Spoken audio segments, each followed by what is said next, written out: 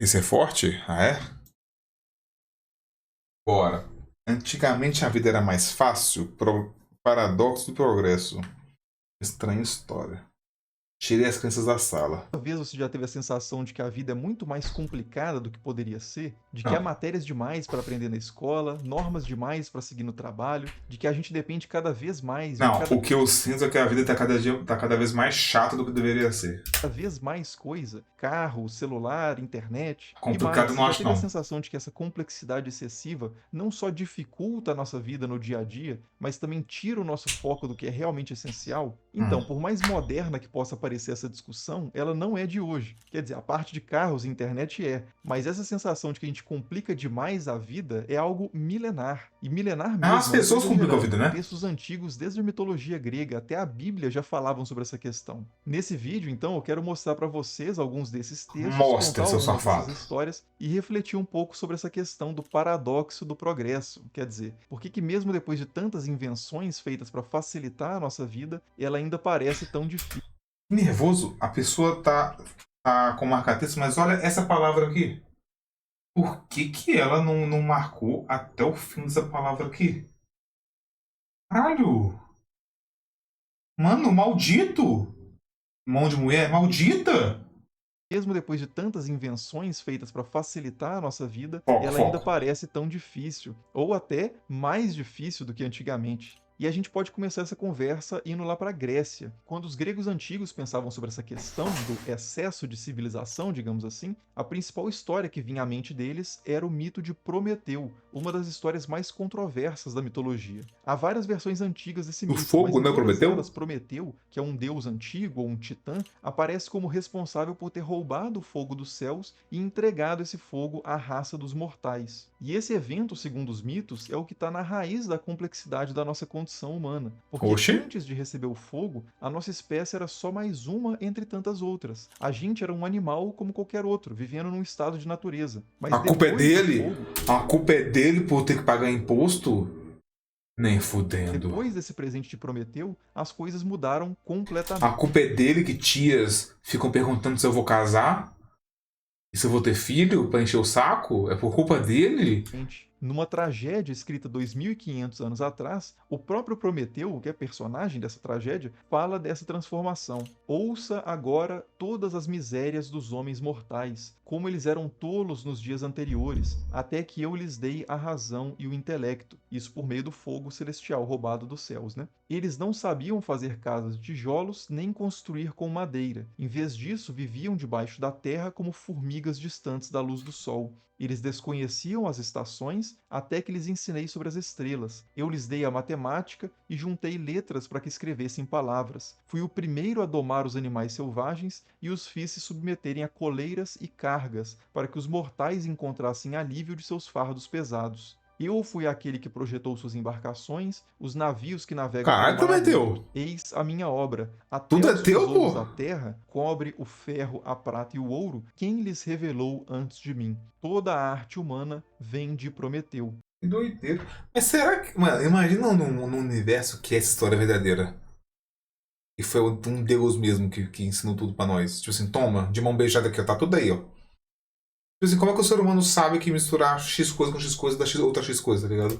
Quer dizer, se não fosse pela técnica e pela engenhosidade, que é o que o fogo representa nessa história, e que antes era algo reservado apenas aos imortais, os humanos ainda estariam vivendo num estado selvagem. Mas graças a Prometeu, eles, ou nós, né, fizemos progresso e passamos para um estado civilizado. Em outras palavras, nós passamos de uma vida totalmente natural para uma vida cada vez mais artificial, ligada às artes, desde as artes mais intelectuais, como Nossa, astronomia, a matemática, artificial vem gramática, de até as arte? artes mais manuais, como a carpintaria, a agricultura e a navegação. E isso é algo que o autor do texto que eu acabei de ler, o Ésquilo, celebra Esquilo? grandemente. Para ele, Prometeu é o grande herói e grande benfeitor da humanidade. É ele quem nos Caralho, salvou do Prometeu, que terror shape da é vida esse, fiote? primitiva, de uma realidade muito mais Foi tu que dura, trouxe o suco incerta e também? desprotegida. Isso. Graças à sua transgressão, né, o roubo do fogo celestial, nós saímos da condição de meros animais e nos aproximamos da condição de deuses. Quer dizer, um baita de um progresso, né, pelo menos na visão de Ésquilo. Agora, outros Esquilo. autores viam a história de Prometeu de forma completamente diferente.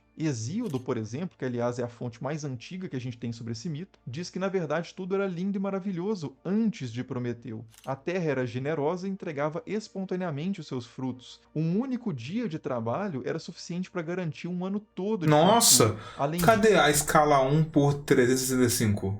64? Cadê? Bora, fi!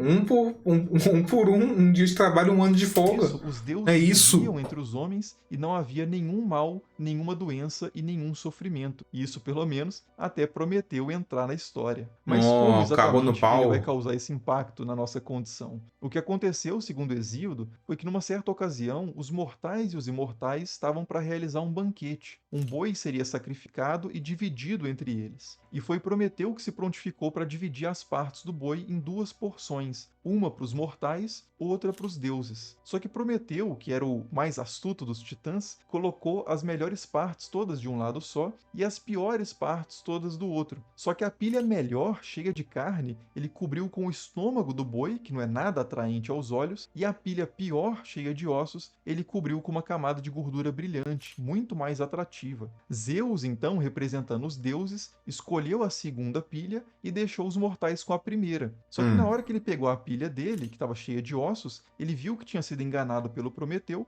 e aí, para prejudicar os mortais que Prometeu tinha favorecido, ele passou a negar o fogo que antes ele mesmo, Zeus, dava aos mortais. Aqui, provavelmente, a ideia é de que até então os humanos só recebiam o fogo que vinha por meio dos raios, né, de Zeus. O fogo que ocorria ali por um incêndio natural e não pelo domínio da técnica do fogo. Só que essa história, obviamente, não acaba aí. Prometeu, para contornar essa limitação imposta por Zeus sobre os mortais, subiu até o céu, roubou o fogo celestial e o entregou diretamente na mão dos homens. E aí, vendo isso, Zeus perdeu completamente a paciência e Ficou decidiu punir puto. não só o Titã, que tinha enganado Opa. ele, mas também os mortais que agora eram senhores do fogo. E quais que foram as punições então lançadas por Zeus? Então, Prometeu foi acorrentado num penhasco e todo dia Zeus mandava uma águia comer o Ah, fígado tô ligado dele. essa Só que o história. fígado regenerava à noite e no dia seguinte a águia voltava e comia o fígado dele de novo. Mano, E assim, imagina a águia, tipo assim, porra, tem um almoço de graça todo dia, inesgotável, que coisa linda. assim eram todos os dias, e seria para sempre se não fosse pelo fato de Hércules, né, em outra história, matar a águia e libertar o Titã. Já os mortais foram punidos de forma diferente. Como eles tinham sido favorecidos por um presente roubado de Zeus por Prometeu, Zeus decidiu dar outro presente para os mortais, dessa vez ele mesmo de livre e espontânea vontade, só que era um verdadeiro presente de grego, pelo menos na interpretação do Hesíodo. O E que qual é? que foi esse presente? Zeus mandou Hefesto, o deus artesão, moldar uma figura de barro conforme a imagem das deusas, né, a semelhança das Mulher? feições das deusas, e dar vida a essa imagem. Depois, a deusa Atena ensinou essa Mulher foi um figura a castigo tecer, pros Afrodite gregos? ensinou a ela a arte da sedução, Hermes ensinou a ela a mentira e a conduta dissimulada, e por aí vai. Todos os deuses deram algum presente dessa natureza para ela, e por isso essa figura foi chamada de Pandora, aquela que recebeu presentes, Dora, de todos, Pan. E assim foi criada, segundo Hesíodo, a primeira mulher. E sim, eu estava falando de humanidade até então, mas eram só homens mesmo, masculinos. E bom, na visão Tá, e como é que os homens se reproduziam nessa época? nem um pouco feminista de Hesíodo, né? Bom que se diga, isso já seria uma punição suficiente, a existência da mulher, que ele chama inclusive de Kalon Kakon, o belo mal. Mas na versão que ele conta do mito de Prometeu e Pandora, a criação da Festa mulher vai salsicha. levar a um evento ainda pior, que é quando ela, Pandora, acaba abrindo um jarro misterioso, A ou caixa uma de Pandora. caixa, segundo uma tradução renascentista, que acabou ficando muito mais popular nessa tradução, caixa, de onde saíram todos os males do mundo. As doenças, a dor, a necessidade do trabalho duro para garantir o próprio A culpa da Pandora, da escala 6 por um, viado.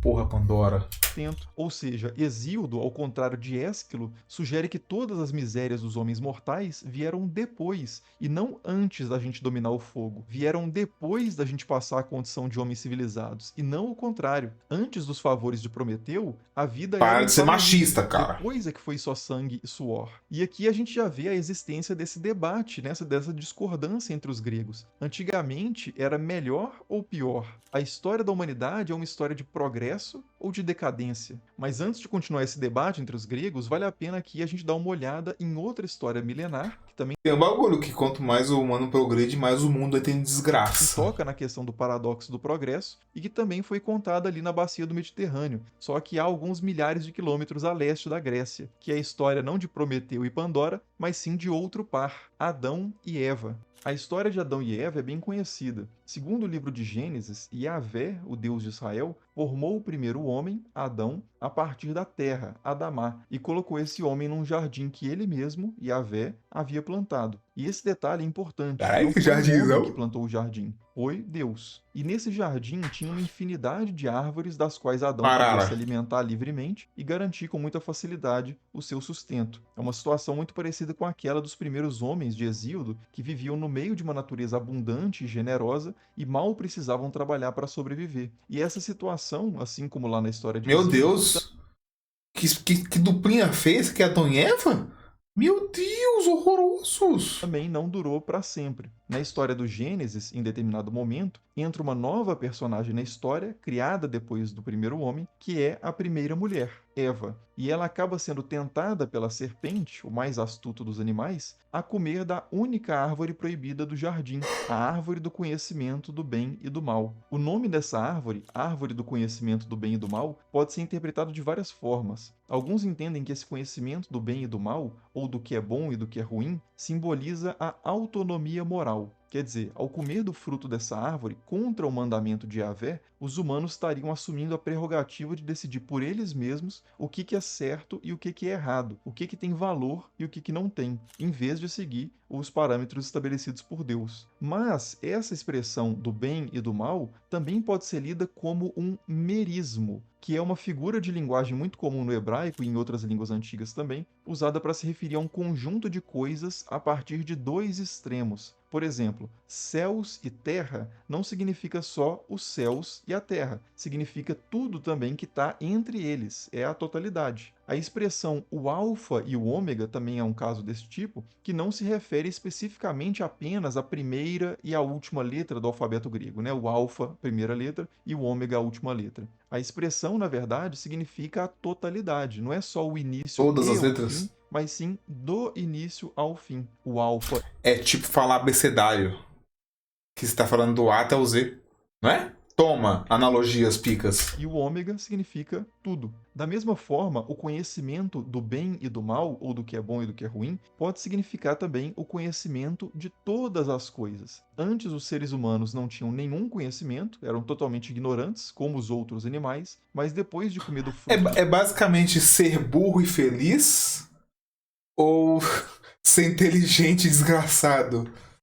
Sabe das coisas, ter uma vida de desgraça. conhecimento, eles passaram, por exemplo, a ter o conhecimento de que estavam nus. Eles passaram a ter ciência do que era o estado de nudez e não estavam mais ignorantes em relação a isso. E a primeira coisa que eles fazem para cobrir essa condição de nudez, que agora eles conhecem depois de comer o fruto do conhecimento, é entrelaçar algumas folhas de figueira e fazer uma espécie de tanga para se cobrir. Esse, diga-se de passagem, é o primeiro artefato que aparece aí na história da Bíblia, ou seja, a primeira obra do engenho humano. Ele poderia representar aí a saída, né, o início da saída do estado de natureza rumo à civilização, ou a saída da vida do jardim para a vida nas cidades, que é de fato o que vai acontecer na sequência. Só que essa transição não vai ser nada sutil, nem agradável e nem voluntária, porque Yahvé não vai ficar nada satisfeito com essa nova situação dos humanos. Segundo essa história, pouco depois de Adão e Eva terem comido da árvore do conhecimento, Yahvé sai pelo jardim procurando por eles e eles se escondem,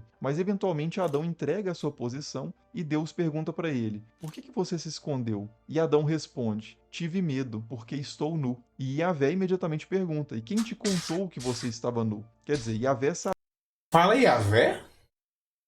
O nome de Deus?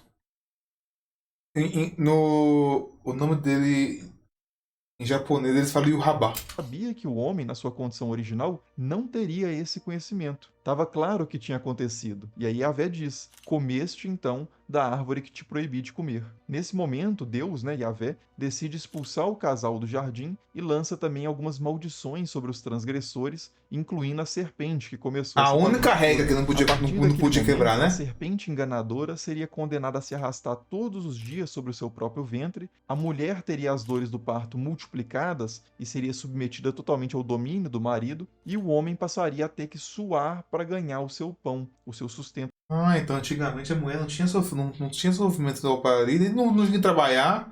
Outra mulher fez o homem trabalhar? Que isso aí? diário. Comparando lá com a história do Hesíodo, né, o mito de Prometeu, o segundo Hesíodo, é Apareceu um como pinto se na as minha mãos de tela. Pandora tivessem levantado a tampa do jarro. Só que aqui é a boca de Eva abrindo o fruto proibido que inaugura um novo mundo de sangue e suor para a humanidade. Um mundo que não é mais aquela imagem idealizada do bom selvagem, dos dias simples dos caçadores-coletores, mas o mundo das sociedades sedentárias, agrícolas, que tem que tirar com muito esforço o alimento da terra e que eventualmente vão ter que tirar também pedras do chão para começar a construir os seus muros e as suas casas. E essa transição, de fato, vai começar logo na próxima geração, segundo o livro do Gênesis, com os filhos de Adão e Eva. Segundo o Gênesis, depois que Adão e Eva são expulsos do Eu gosto jardim, muito da teoria que Adão e Eva não são duas pessoas, são duas civilizações. Faz muito mais sentido. Que é tipo civilizações que morassem uma perto da outra, sabe?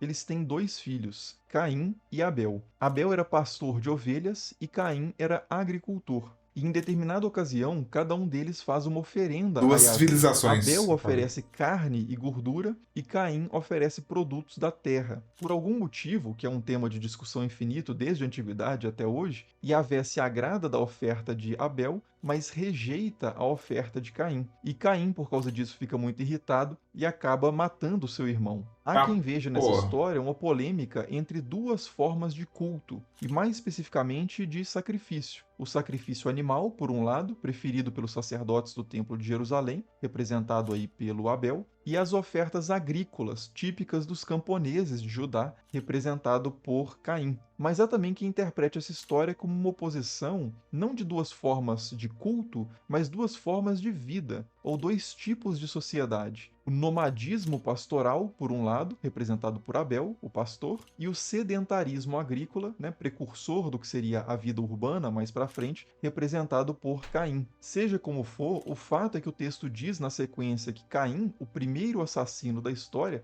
vai se tornar justamente um construtor de cidade e vai ter como um dos seus descendentes Tubal-Caim, o pai de todos os laminadores de cobre e ferro, ou O seja, o pai Balcaim. dos metalúrgicos, dos senhores do fogo. E a partir daí, a situação da humanidade só vai piorar. Quando os homens começaram a ser numerosos sobre a face da terra, diz o texto, os filhos de Deus viram que as filhas dos homens eram belas e as tomaram como Ah, mulheres. Mais uma vez, há várias safadinhos. interpretações possíveis aqui, mas uma das leituras mais antigas e difundidas é a de que esses filhos de Deus, os Bene Ha-Elohim, são seres celestiais que não só vão cruzar com mortais, né, com as mulheres, com as filhas dos homens, mas também vão passar para elas uma série de conhecimentos e técnicas, no melhor estilo de Prometeu. O livro de Enoque, por exemplo, que é um texto judaico ali do século III, mais ou menos antes de Cristo, vai expandir da seguinte forma essa passagem do Gênesis. Segundo o livro de Enoque, os filhos de Deus tomaram para si esposas de todas as que escolheram e começaram a coabitar com elas e a se contaminar com elas, e Contaminar. ensinaram a elas feitiços e encantamentos e mostraram a elas o trato de raízes e ervas. Azazel, um desses filhos de Deus, ensinou os homens a fazer espadas de ferro e couraças de bronze, toda arma para a guerra.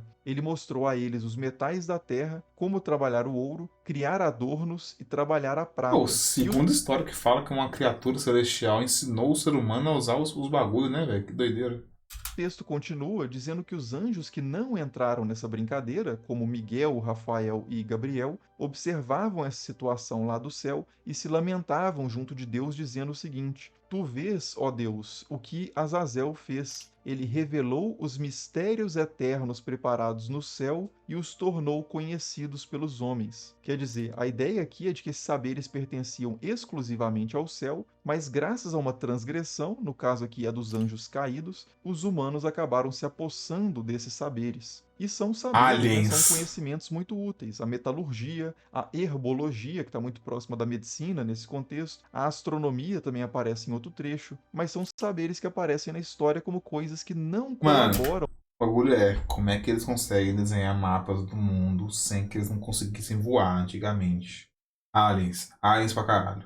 para o progresso real da humanidade, mas, pelo contrário, é nesse contexto, inclusive, voltando lá para o livro de Gênesis, que Yahvé vai ver que a Aí. maldade do homem era grande sobre a terra e vai dizer: farei desaparecer da superfície do solo os homens que criei, porque me arrependo de os ter feito. E é aí que vem a história do dilúvio, né, que vai varrer a humanidade da Terra, com a Foi. exceção de um homem e da sua família, né, que é a família de Noé. Curiosamente, inclusive, nos textos greco-romanos, Zeus também vai lançar um dilúvio contra a raça humana, e só um homem e uma mulher vão sobreviver, que é Decalião e Pirra. E isso com a ajuda Plágio. também de uma embarcação, mas a gente vai deixar isso para outro vídeo, para não perder o foco aqui. Mas continuando, depois do dilúvio, Noé e a sua família têm vários filhos e repovoam a terra. Mas esse reset, né, que Deus faz da Caralho, humanidade não é? não Repovoou a Terra dá inteira? muito certo, aparentemente, porque rapidinho, no capítulo seguinte, as pessoas já estão brincando com fogo de novo. O Hum. texto diz que alguns homens começaram a migrar para o leste, mais especificamente para o sudeste da Mesopotâmia, e lá começaram a dizer uns aos outros: Vinde, façamos tijolos e cozamo-los ao fogo, construamos uma Cosâmalos. cidade e uma torre cujo ápice penetre os céus. E Yahvé, ouvindo Ah, isso, desce Babel. imediatamente do céu para ver a cidade e conclui: realmente, isso é só o começo de suas iniciativas, agora nenhum desígnio será irrealizável para eles. E então, para impedir esse novo atrevimento prometeico, baseado no engenho humano, nas capacidades de construção, na arte, nas ciências, etc.,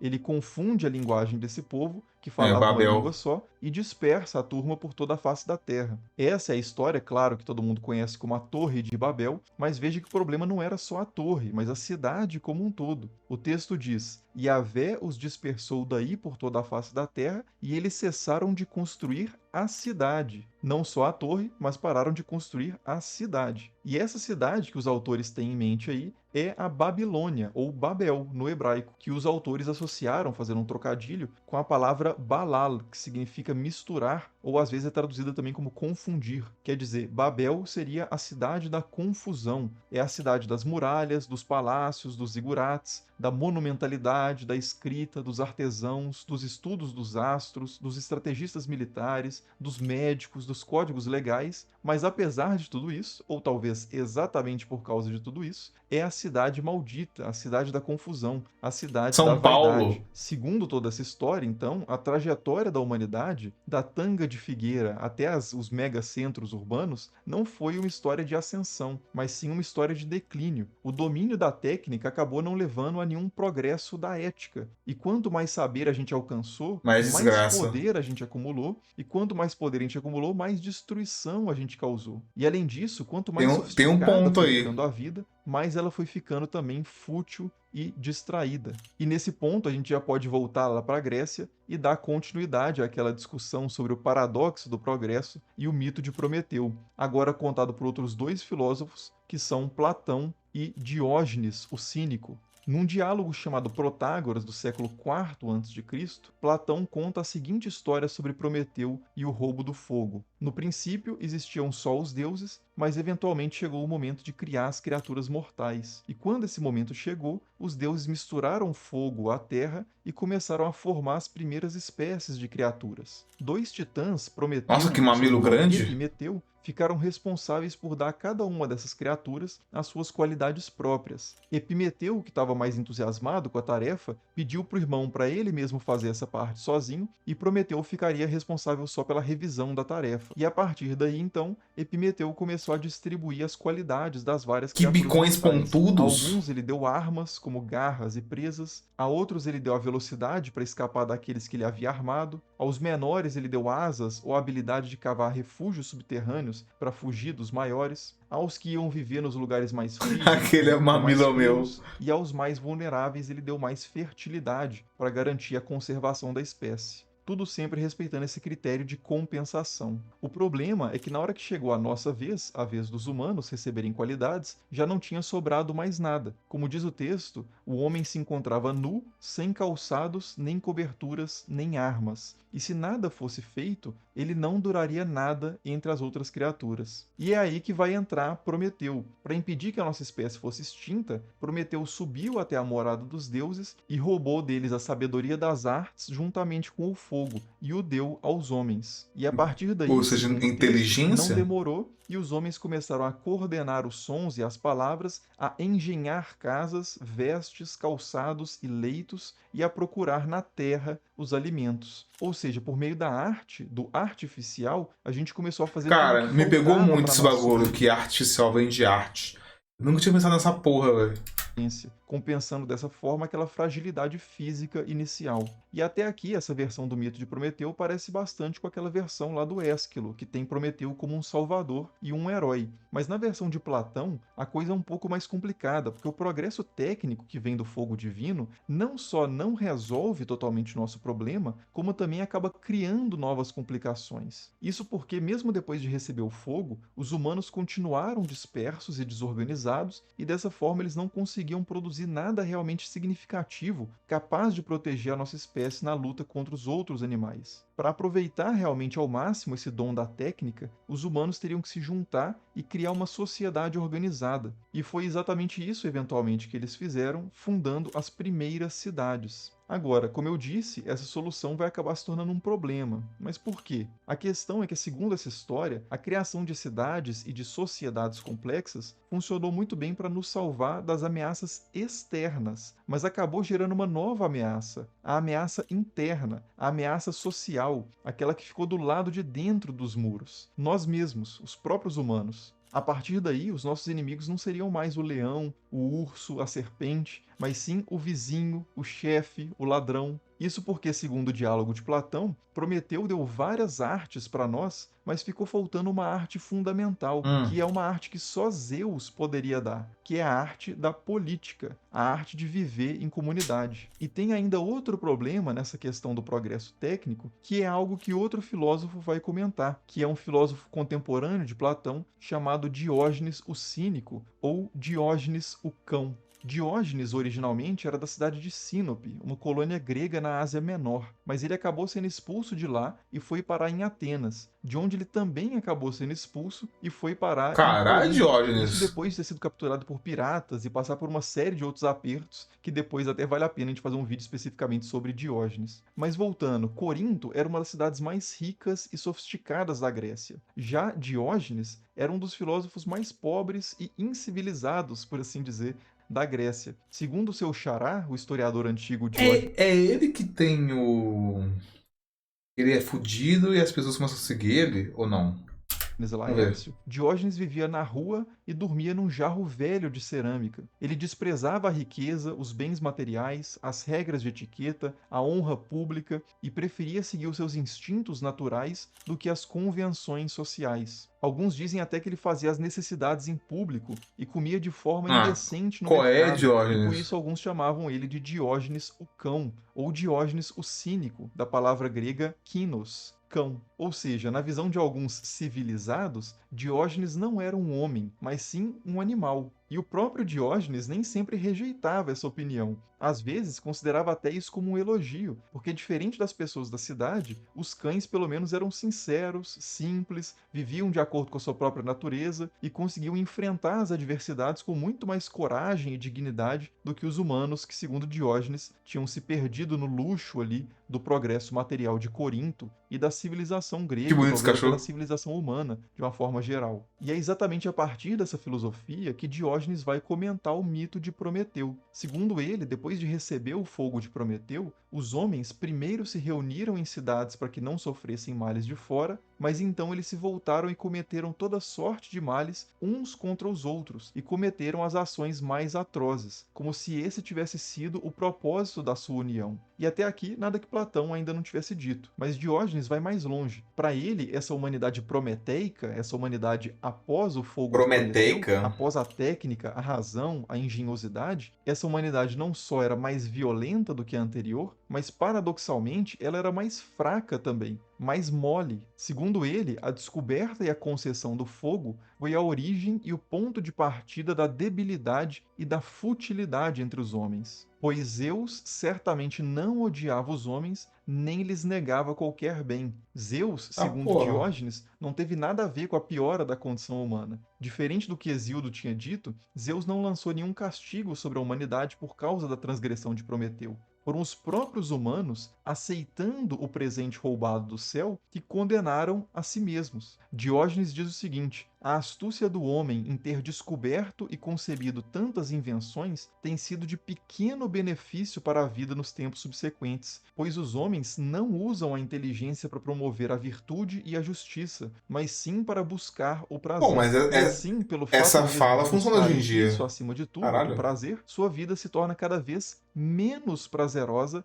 e mais cansativa. E enquanto imaginam que estão agindo com previdência em relação a seus próprios interesses, perecem miseravelmente por causa desse excesso de preocupação e de previdência. Assim, com toda justiça, disse que a previdência foi amarrada à rocha e seu fígado é atacado pela águia. E aqui há um jogo de palavras, né? O nome Prometeu literalmente significa aquele que vê antes, ou seja, aquele que pensa antes, que tem previdência, que pré-medita. Na visão de Platão, que é um filósofo que Diógenes detestava, diga-se de passagem, isso é interpretado positivamente. O irmão de Prometeu, Epimeteu, é o que sai distribuindo as características das criaturas sem ter feito o planejamento completo Esse e é um acaba deixando os mamiloteu. humanos sem nada. Ele age primeiro e depois pensa. É um tolo. Já Prometeu é aquele capaz de criar um plano primeiro para salvar os humanos da extinção e depois seguir efetivamente esse plano. Ele pensa e depois age. É um sábio. Mas Diógenes faz outra leitura desse nome.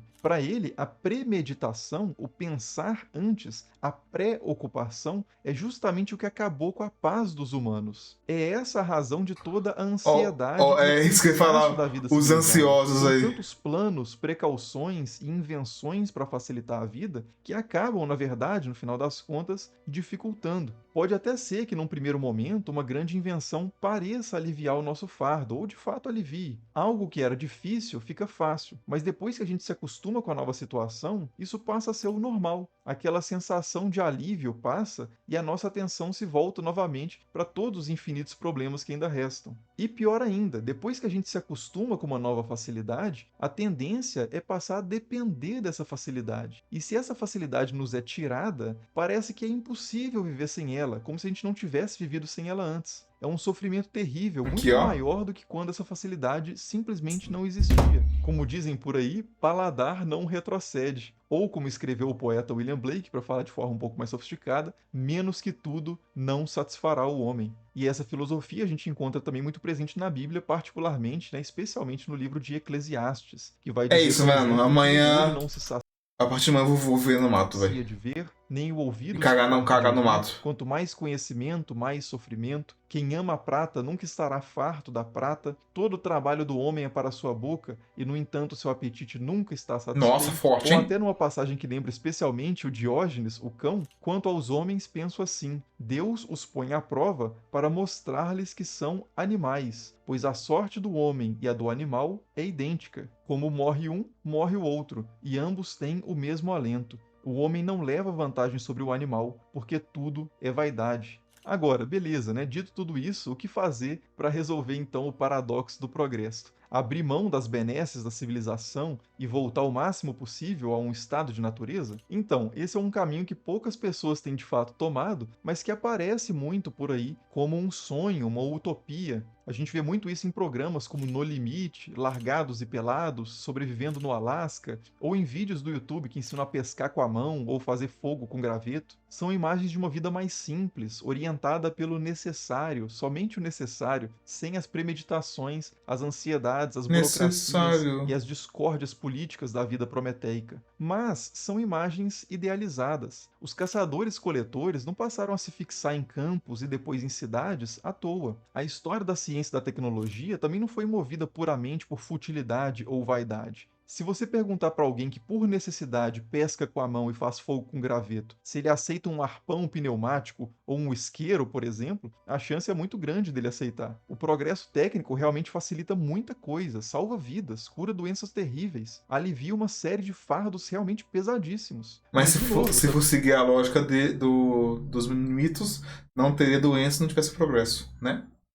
também cria novas dificuldades, sofrimento, angústia. É realmente um paradoxo. O paradoxo do progresso, ele não é um problema difícil de resolver. Ele é efetivamente paradoxal, é sem solução, pelo menos me parece assim, porque nós somos paradoxais. A condição humana é paradoxal. Como escreveu um historiador chamado Konrad Hayers, ciscos luminosos que somos, deleitamo-nos tanto na criatividade como na simplicidade, na novidade e na repetição, na conquista e na harmonia, na aspiração e na nostalgia, na excitação e na tranquilidade, no novo e no velho. A vida primitiva não satisfaz, a vida civilizada não satisfaz. Nada Todas as versões satisfaz. do mito de Prometeu são verdadeiras, são contraditórias e são verdadeiras. E são verdadeiras porque são contraditórias, porque a nossa condição humana é contraditória. Como diz lá o Eclesiastes, não digas por que os tempos passados eram melhores do que os de agora. Não é a sabedoria que te faz levantar essa questão. A situação agora é a que está aí, a maldição já foi lançada. Com o suor de teu rosto comerá o teu pão, já disse Deus. Em lugar do fogo eu darei um mal, já disse Zeus. Mas ainda assim, em todo trabalho há proveito, diz o livro de Provérbios. E o trabalho não é desonra alguma, diz Hesíodo. Parece que esses textos antigos, ao mesmo tempo em que reconhecem a imperfeição da condição humana, que é considerada até como uma maldição, eles aceitam essa imperfeição. Há um certo chamado, a gente poderia dizer, para bendizer a nossa maldição, para assumir o paradoxo da condição humana e viver a tensão dos extremos sem buscar refúgio em nenhum deles, nem no puramente natural, nem no puramente artificial. Essa foto é engraçada, mano. O mano tá olhando assim, você tá vendo esse cara, mano? Tá vendo? Ele teve a audácia de enfiar esse palito em mim, mano. Não só nas emoções, mas também não só na razão, não só na espontaneidade de um cão, mas também não só na formalidade de um nobre cidadão. Enfim, essas são só algumas reflexões possíveis a partir dessas histórias milenares, gregas e bíblicas. Esses textos, claro, já foram interpretados de infinitas formas ao longo do tempo e certamente vão continuar sendo interpretados de outras formas nas próximas décadas, séculos ou até milênios, mas o que eu queria falar, pelo menos por enquanto, Milênio. é isso. Deixe aí nos Nós não dura milênio, não, eu acho. comentários o que você pensa sobre essa questão e dá uma olhada lá no vídeo também que eu fiz sobre a lenda do Golem, que também toca nessa temática. E no mais, muito obrigado por assistir e nos vemos nos próximos vídeos. Cara, esse vídeo aqui é de fazer pensar mesmo, velho. Tá maluco, pô. Todo mundo usa essa frase aqui. A vida é uma constante oscilação entre antes de ter e até de possuir. Não acho que é sobre isso o assunto do vídeo, sinceramente, né? Mas enfim. Doideira esse vídeo. Agora eu vou dormir pensando na vida, no paradoxo pra sempre.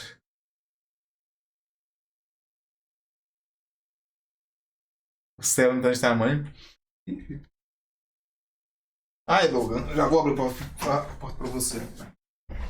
Como é bom escutar um jovem com tanto conhecimento se brindar com aulas tão espetaculares como um conteúdo sempre interessante, além de boa dicção e tranquilidade para explicar. Pô, pior que esse cara aqui, eu invejo a dicção dele, velho. O cara fala muito bem, pô. Ele fala muito bem esse. Como é que ele chama? Estranha História. Como é que tu chama, mano? Henrique Caldeira. Brabo, Henrique Caldeira. O Henrique. A dicçãozinha dele é muito boa mesmo, tá louco.